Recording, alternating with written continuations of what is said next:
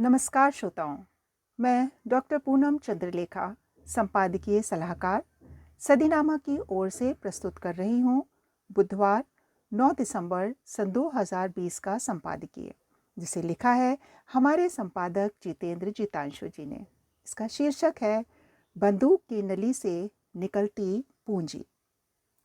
दोस्तों, जैसा कि हम सब जानते हैं कि भारत पर समय समय पर अनेक आक्रमण हुए हैं, लेकिन दुनिया भर में भारत ही एकमात्र ऐसा देश है जिसने कभी किसी दूसरे देश पर आक्रमण नहीं किया।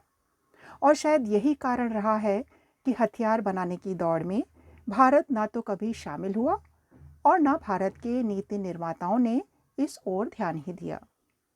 लेकिन जब जब भारत पे संकट आया तो संकट की घड़ी में हमें दूसरे देशों से हथियारों का आयात करना पड़ा है। अब समय आ गया है कि इस विषय पर पुनर्विचार किया जाए कि आयात में लगने वाली देश की पूंजी को बाहर जाने से कैसे रोका जाए। इसी से जुड़े महत्वपूर्ण तथ्यों की पड़ताल करता है आज का यह संपादकीय, बंदूक की नली से निकलती पूंजी।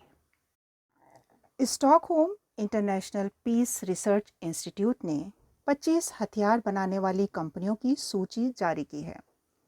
इस सूची को ही दुनिया की हथियार बनाने वाले देशों की अंतिम सूची माना जा सकता है। इन 25 कंपनियों में भारत की कोई कंपनी नहीं है और सर्वोच्च 10 में 4 चीनी कंपनियां हैं जिनको चीन सरकार चलाती है। चीनी हथियार तेजी से विकसित किए जा रहे हैं।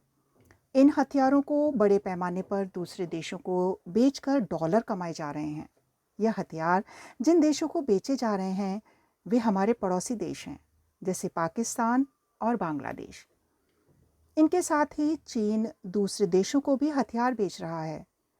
आज हथियार बेचने वालों की सूची में अमेरिका, रूस, फ्रांस और जर्मनी के बाद चीन 5वां बड़ा हथियार बेचने वाला देश बन गया है। भारत में हथियार उत्पादन पूरी तरह भारत सरकार के अधीन है।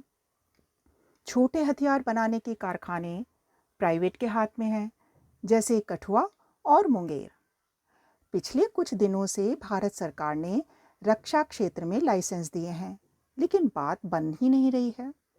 हथियार बनाने के इच्छुक लोग सरकार से लाइसेंस के साथ साथ हथियार खरीदने की गारंटी भी चाहते हैं, जो संभव नहीं है क्योंकि सरकार की उम्र 5 ही वर्ष मानी जाती है और कोई व्यवसायी वायदे पर कारोबार नहीं करना चाहता। नतीजा यह है कि कार शेड में पिस्तौल और बड़े ट्रक शेड में तोपे जैसे हथियार बनाने की योजनाएं चल रही हैं। भारत को अपने हथियार बनाने वाले कारखानों का तेजी से विकास करना चाहिए। पिछले कुछ वर्षों में सरकारी कारखानों ने भी अच्छे हथियार बनाए हैं, जिनमें Pinaka multi barrel rocket launcher और धनुष तोप हैं, जो बोफोर्स FH-77 पर आधारित है।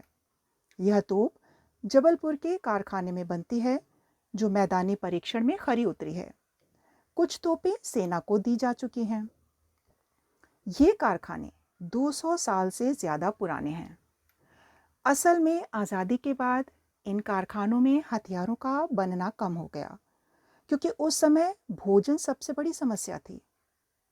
सन 1961 के आसपास हिंदी चीनी भाई भाई नारे के कारण चीनी प्रधानमंत्री ने हमारे कुछ हथियार कारखानों का भ्रमण किया और देखा कि कुछ कारखानों में हथियारों की जगह दूसरी चीज़ें बन रही हैं, जैसे ट्रैक्टर और खाने के बर्तन।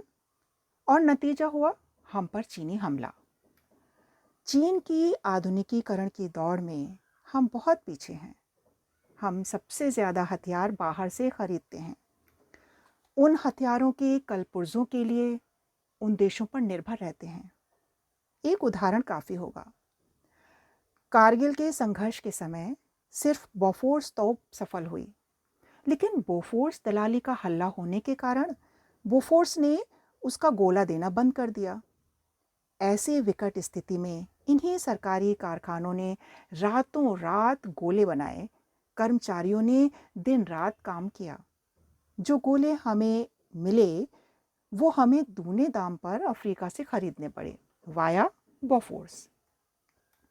ऐसी स्थिति में तेज़ी के साथ सरकारी कारखानों का अति आधुनिकीकरण करना चाहिए और इन कारखानों को अपने हथियार दूसरे देशों को बेचने की अनुमति देनी चाहिए।